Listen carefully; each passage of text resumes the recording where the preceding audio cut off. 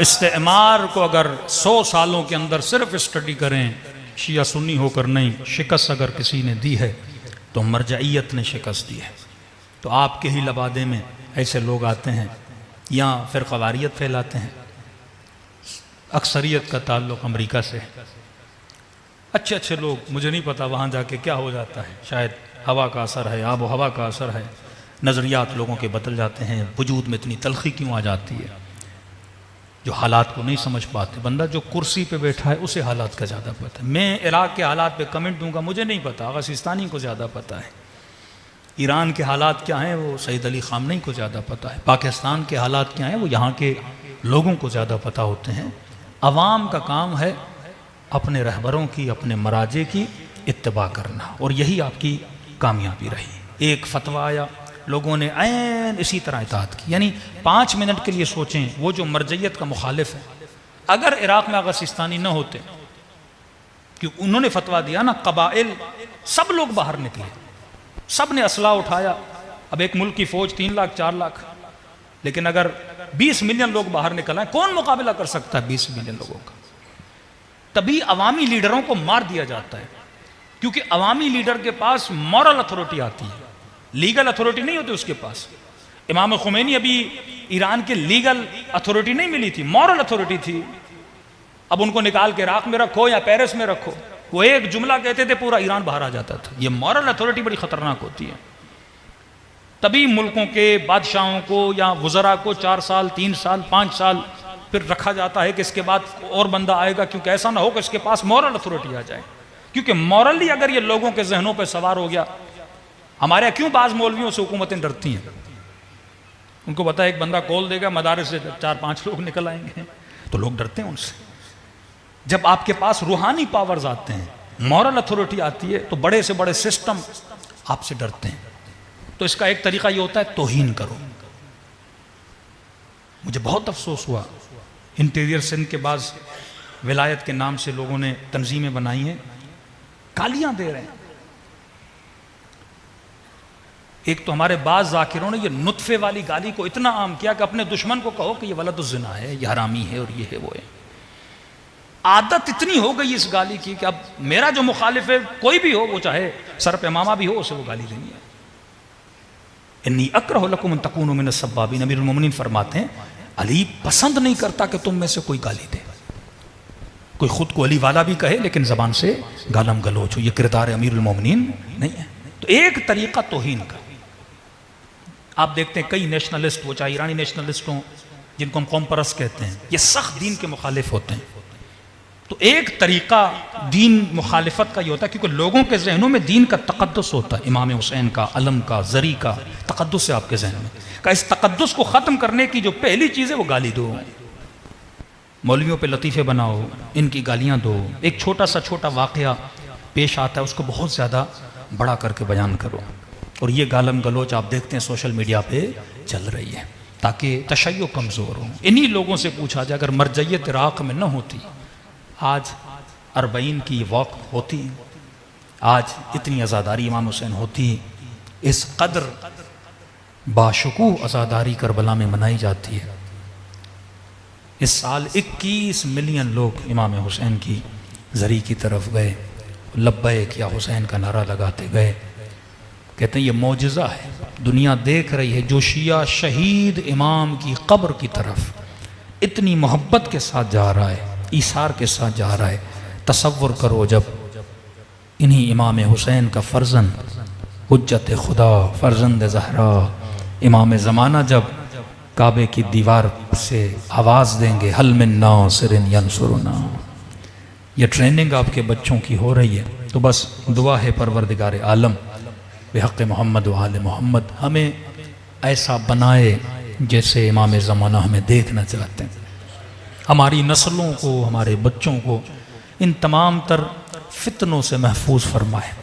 हम भरपूर ज़िक्र इमाम हुसैन भी करें और अपनी मजालिस में फ़िक्र इमाम हुसैन भी अपने बच्चों को अता करें। फरमाया बरतरीन नेमत जो खुदा किसी अज़ादार को अता करता है वो नेमत गिरिया अबा अब्दुल्लाह हुसैन। आज की रात मखसूस भी है, शब ज़ियारत इमाम हुसैन अलैहिस्सलातु वस्सलाम है और आज की रात सवाब है इमाम हुसैन की ज़ियारत का। मुख्तसर तरीन सलाम ज़ियारत, सिर्फ लंबी ज़ियारत नहीं, उलमा फरमाते हैं सिर्फ खुलूस दिल से इंसान इमाम हुसैन को एक भी सलाम करे उसके नाम अमाल में सवाब ज़ियारत लिखा जाता है। किसी जवान ने किसी आलिम से पूछा कि क़िबला मुझे कोई वजीफ़ा बताइए इमाम ज़माना की ज़ियारत के लिए। मुख्तलिफ अमालें, 40 दिन ये करो वो करो। इन्होंने कहा बेटा मैंने एक अमल किया है वो करो, इंशाअल्लाह तुझे हुज्जत खुदा की ज़ियारत हो जाएगी। का क्या करूं?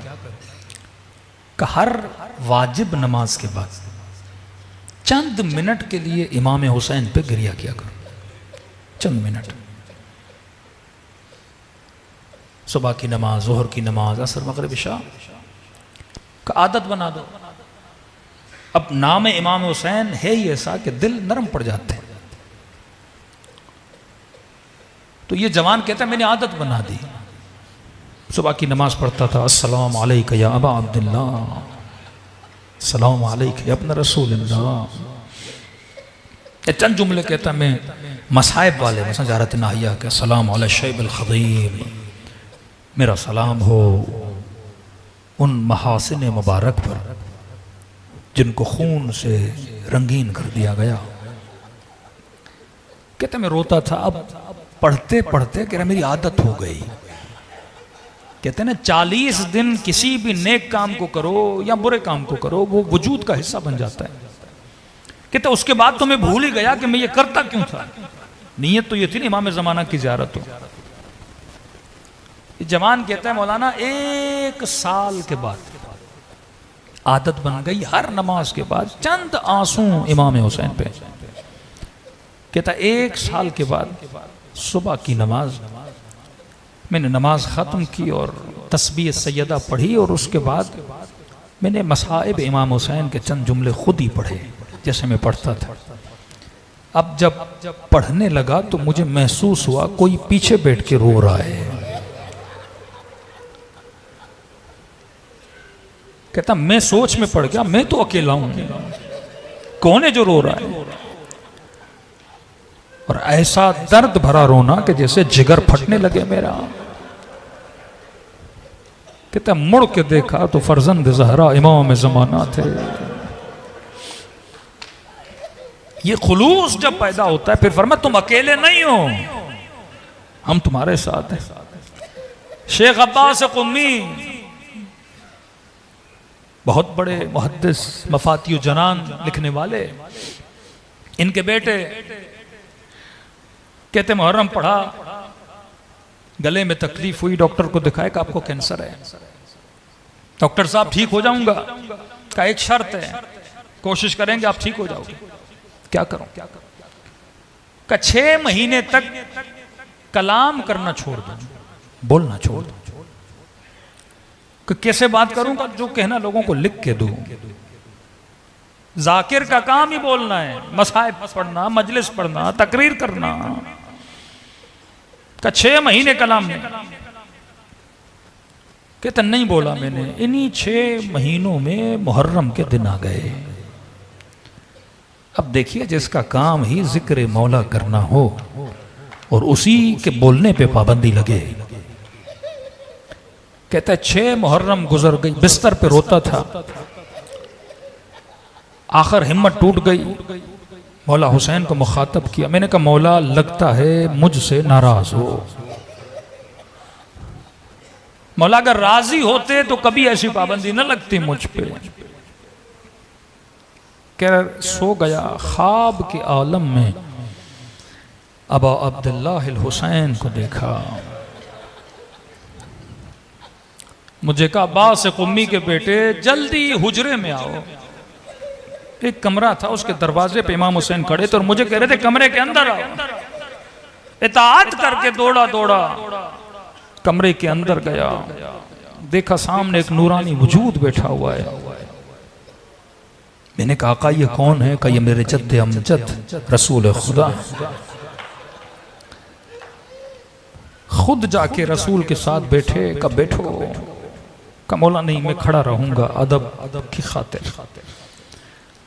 जी बोलिए क्या खिदमत करूं? का रसूल खुदा ने कहा शेख अब्बास एक उम्मी के बेटे मुझे मसाइब हुसैन सुनाओ।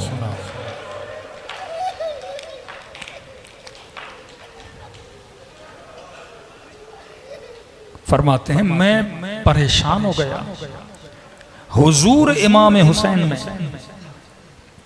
कैसे मसाइब सुनाऊं, जुर्रत कैसे करूं रसूल खुदा के हुजूर में। कहते मैंने बहाना किया कि या रसूल अल्लाह गले में तकलीफ है, डॉक्टर ने मना किया है। कि हम तुझे कहते हैं ना मसाइब सुना।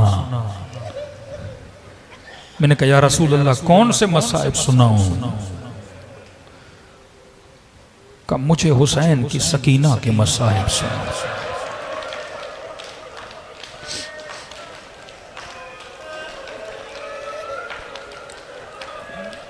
फरमाते हैं मैंने एक जुमला मुसीबत का पढ़ा, आगे जरूरत नहीं हुई। कहते रसूल गश खा के हुसैन की गोद में गिर पड़े। मैं नींद से उठ पड़ा, पूरा बदन पसीने से शल, रोए जा रहा हूं। माँ दौड़ी दौड़ी आई, क्या हुआ मेरे लाल? वाकया नकल किया। कहते अब जब मैंने बोलना शुरू किया तो मैंने देखा मेरे गले को शफा मिल चुकी है। अपनी तकारीर में लोगों को कहते थे इस वाकये से मैंने दो चीजें समझी। एक तो रसूल को सकीना से बड़ा प्यार था। इतनी मुसीबतें हुई लेकिन मुझे कहा सकीना के मसाइब सुना। दूसरा कहते मैंने मुझे क्योंकि उन मसाइब की वजह से शफा मिली तो मैं ये समझा कि इस नन्ही सी बच्ची के मसाइब में खुदा ने शफा रखी है। अगर कोई अपने मरीजों के लिए शफा चाहता है वो तवस्सुल करे जनाब सकीना से।